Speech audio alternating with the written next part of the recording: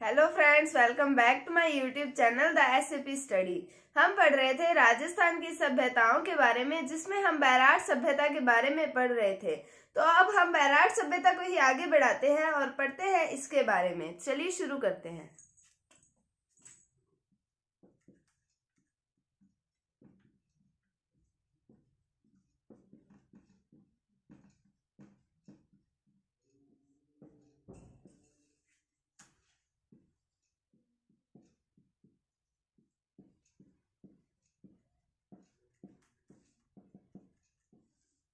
तो बैराट सभ्यता में आगे बढ़ने से पहले मैं आपको इसका जो मैंने आपको कल बताया था उसके बारे में मैं थोड़ा बहुत आपको बता देती हूँ, वापिस से रिपीट कर देती हूँ कि हमने इसकी वर्तमान स्थिति पढ़ी थी। कहाँ पर है? जयपुर में है और बाणगंगा नदी के किनारे जो सभ्यता है ये विकसित हुई थी। उसके बाद में 600 ईसा पूर्व का समय माना जाता है इस सभ्यता का। कौन सी है? बैराट सभ्यता। फिर हमने भाब्रू शिलालेख की बात की थी, जिसमें मौर्य शासक जो है अशोक, उनके बुद्ध धर्म और संघ में आस्था प्रकट करने की जानकारी मिलती है। और जो भाब्रू शिलालेख है ये वर्तमान में कलकत्ता संग्रहालय में स्थित है। उसके बाद में हमने यहाँ पर उत्खनन की बात की थी। तो दयाराम साहनी ने प्रारंभिक रूप से उत्खनन का कार्य किया था। उसके बाद में कैलाश नाथ दीक्षित और नील रत्न बनर्जी के द्वारा किया गया था इसका वृहद स्तर पर उत्खनन कार्य। फिर हमने पढ़ा कि महाभारत कालीन सभ्यता है, क्योंकि पांडवों ने अपने अज्ञातवास का जो अंतिम समय था वो यहीं पर बिताया था, मतलब विराटनगर में बिताया था, जो कि इसका प्राचीन नाम है, जिसका बैराट का। फिर हमने पढ़ा कि ये मौर्य युगीन सभ्यता है। तो हमने जब मौर्य शासक के बारे में पढ़ा है कि यहाँ से जानकारी मिलती है, तो हम इसका अनुमान भी लगा सकते हैं कि ये मौर्य युगीन सभ्यता थी। फिर बौद्ध युगीन सभ्यता है कि इस सभ्यता पर बौद्ध धर्म का प्रभाव देखा गया था, तो ये सभ्यता होगी बौद्ध युगीन सभ्यता। फिर जनपद कालीन सभ्यता है कि यहाँ पर एक जनपद था, मत्स्य जनपद, उसकी राजधानी थी विराटनगर, जिसका वर्तमान नाम क्या है? बैराट। उसके बाद में हमने बात की कि यहाँ पर गणेश डूंगरी, भीम डूंगरी और बिजक डूंगरी पहाड़ियां स्थित हैं। और भीम डूंगरी जो पहाड़ी है उस पर बना हुआ भीमताल तालाब, जो कि जब ये वनवास अपना काट रहे थे तब इसके अंदर द्रौपदी को जो प्यास लगती है और भीम अपने पैर से चट्टान को पैर मारकर वहां से पानी निकाल देता है उनकी प्यास बुझाने के लिए। तो यहाँ पर तालाब का निर्माण हो जाता है, जिसका नाम रखा गया भीमताल तालाब। ठीक है, तो हमने ये सब पढ़ा था कल। आज हम इसको आगे पढ़ते हैं। तो आगे बढ़ते हैं तो यहाँ पर एक चीनी यात्री आता है जिसका नाम है ह्वेनसांग। अगर आपने मेरे राजवंशों वाली वीडियोस देखी है तो उसके अंदर इसका नाम कई बार आया है। कौन सा है? ह्वेनसांग। चीनी यात्री है जो भारत के शासक रहे हैं हर्षवर्धन, उनके काल में ह्वेनसांग भारत आया था। तो ह्वेनसांग ने यहाँ पर बैराट की भी यात्रा की। ह्वेनसांग ने बैराट की यात्रा की और उन्होंने बैराट के लिए एक शब्द का प्रयोग किया, जो वो शब्द आता है पार यात्र। तो उन्होंने बैराट के लिए पार यात्र शब्द का प्रयोग किया। किस शब्द का प्रयोग किया? पार यात्र शब्द का प्रयोग किया था। अब ह्वेनसांग ने एक और बात बताई कि यहाँ पर बौद्ध धर्म का प्रभाव, मैंने आपको बताया कि बौद्ध युगीन सभ्यता थी ये। तो यहाँ पर उन्होंने कहा कि बौद्ध धर्म की हीनयान शाखा थी। तो उन्होंने यहाँ बौद्ध धर्म की हीनयान शाखा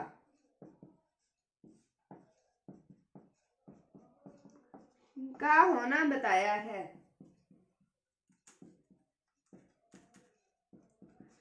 कौन सी शाखा का? हीनयान शाखा का। अब हीनयान शाखा का मतलब क्या हुआ कि जो महात्मा बुद्ध थे, महात्मा गौतम बुद्ध थे, उनके विचारों में किसी भी प्रकार का चेंजेस ना करके उसको डायरेक्ट उसका पालन करने वाले जो लोग थे वो आते थे हीनयान शाखा के अंदर। तो जो ह्वेनसांग जिस चीनी यात्री है जिसने बैराट की यात्रा की, तो उन्होंने ये बताया कि यहाँ पर बौद्ध धर्म जो था, बौद्ध धर्म तो था ही था, पर उसकी हीनयान शाखा थी। हीनयान शाखा के लोग यहाँ पर उसे मिले थे। तो ह्वेनसांग ने बैराट के लिए कौन से शब्द का प्रयोग किया? पारयात्र शब्द का उसने प्रयोग किया था। और बौद्ध धर्म की हीनयान शाखा यानी कि गौतम बुद्ध के विचारों को बिना चेंजेस किए उनका पालन करना, तो ये हो गया हीनयान शाखा का मतलब। तो ह्वेनसांग कौन सा यात्री था? आप इसको भी नोट कर लीजिए कि ये एक चीनी यात्री था और इसने हर्षवर्धन के काल में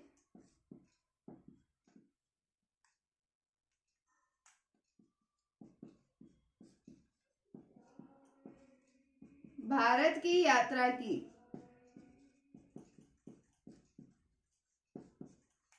तो ह्वेनसांग चीनी यात्री था और हर्षवर्धन के काल में इन्होंने भारत की यात्रा की थी।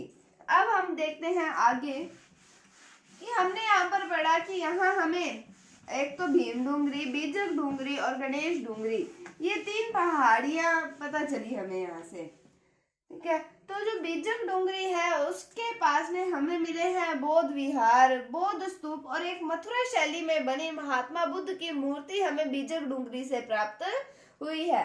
तो बीजक डूंगरी से या बीजक डूंगरी के पास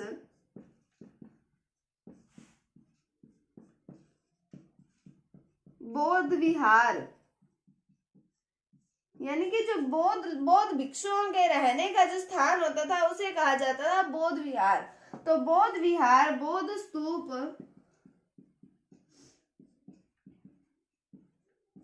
व मथुरा शैली में बनी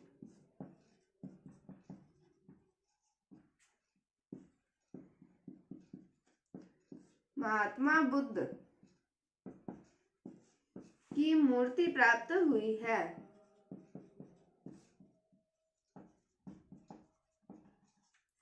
तो किसके पास में मिली है? हमें बीजक डूंगरी। तो आप कोई भी वर्ड अगर आप लेते हैं, कोई भी, जैसे बीजक डूंगरी आया तो इससे रिलेटेड जो आसपास का क्षेत्र हो गया, जैसे हमने पढ़ा था कि गणेश डूंगरी भी आ गई, भीम डूंगरी भी, तो आप उनको साथ में लेके पढ़ेंगे तो आपको वो इजीली याद हो जाएगा। तो बीजक डूंगरी के पास बौद्ध विहार और बौद्ध स्तूप और मथुरा शैली में बनी महात्मा बुद्ध की जो मूर्ति है वो हमें यहाँ से प्राप्त होती है। अब हम चलते हैं आगे की ओर।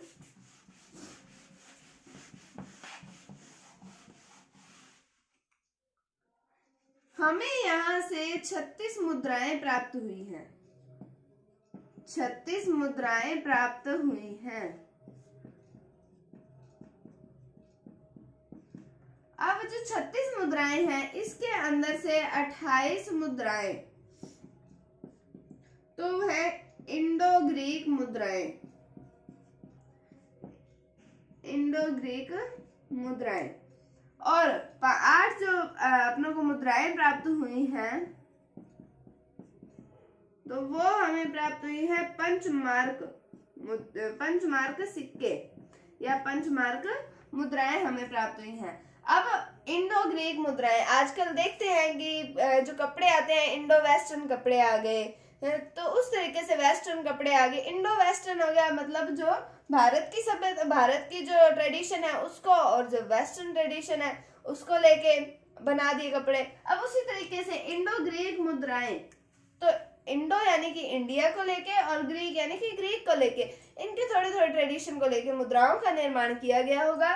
तो वो 28 मुद्राएं हमें वो प्राप्त हुई हैं। और पंचमार्क सिक्के, तो पंचमार्क यानी कि 5 मार्क बने हुए थे या 5 तरह के निशान बने हुए थे सिक्कों पे, तो वो सिक्के हमें 8 मुद्राएं वो हमें प्राप्त हुई हैं। टोटल कितनी? 36 मुद्राएं हमें प्राप्त हुई, जिसके अंदर से 28 मुद्राएं तो है इंडो ग्रीक मुद्राएं और 8 मुद्राएं जो है वो पंचमार्क सिक्के हमें प्राप्त हुए हैं।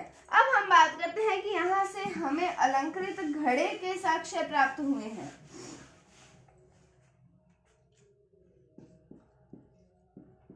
यहाँ से अलंकृत घड़े के साक्ष्य प्राप्त हुए हैं।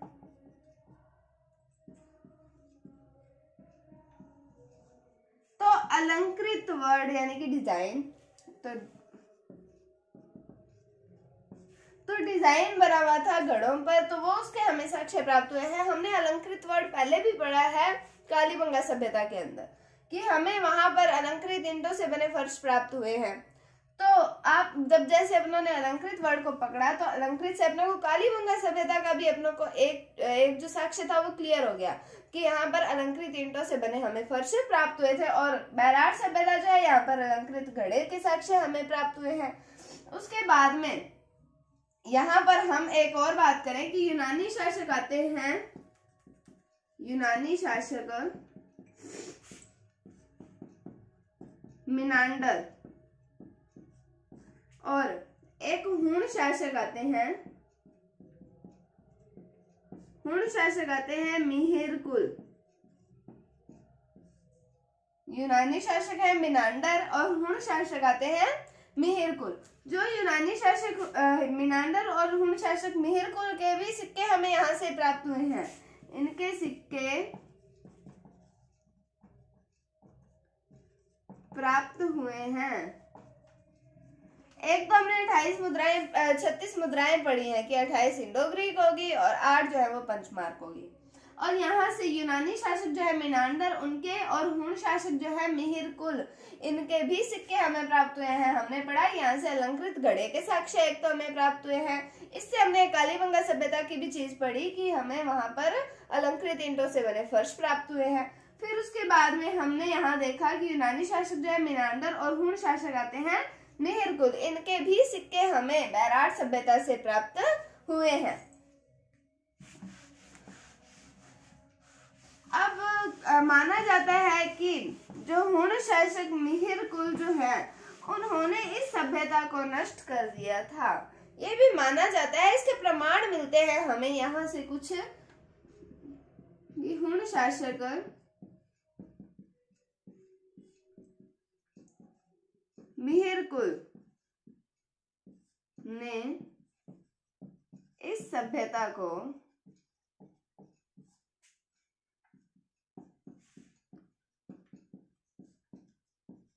नष्ट कर दिया था। हुण शासक मिहिरकुल जो थे उन्होंने इस सभ्यता को नष्ट कर दिया था, ऐसे प्रमाण हमें यहाँ पर प्राप्त होते हैं। तो यहाँ पर होता है बैराट सभ्यता का अंत। तो आज हमने चीनी यात्री ह्वेनसांग के बारे में पढ़ा था। तो उसने बैराट की यात्रा की, पार यात्रा शब्द का प्रयोग किया, हर्षवर्धन के काल में भारत आया और उन्होंने बताया कि यहाँ पर बौद्ध धर्म की हीनयान शाखा थी। उसके बाद में हमने पढ़ा कि बीजक डूंगरी के पास हमें बौद्ध विहार, बौद्ध स्तूप और जो मथुरा शैली में बनी महात्मा बुद्ध की जो हमें मूर्ति भी प्राप्त हुई है। फिर हमने यूनानी शासक मिनांडर और जो हुण शासक है मिहिरकुल इनके सिक्के हमें यहाँ से प्राप्त हुए हैं। फिर हमने 36 मुद्राओं की बात की कि हमें 28 इंडो ग्रीक और 8 जो है वो पंचमार्क सिक्के प्राप्त हुए हैं। फिर यहाँ से हमने अलंकृत घड़े के साक्ष्य पढ़े कि हमें वो भी मिले हैं। और हुण शासक जो है मिहिरकुल इन्होंने इस सभ्यता को नष्ट कर दिया था, इसके प्रमाण भी हमें बैराट सभ्यता से मिले हैं। सबसे पहले हमने इसके वर्तमान स्थिति, समय, इन सब के बारे में बात कर लिया था। तो ये थी बैराट सभ्यता के बारे में। उम्मीद है आपको ये सभ्यता भी समझ आई होगी। अगर आपको वीडियो थोड़ी सी भी अच्छी लगे तो इसे लाइक कीजिए, शेयर कीजिए और चैनल पर नए हैं तो इसको सब्सक्राइब जरूर कीजिए। अगर आपको इसमें कोई भी डाउट है तो आप कमेंट सेक्शन में पूछ सकते हैं। Thank you, thanks for watching, bye bye.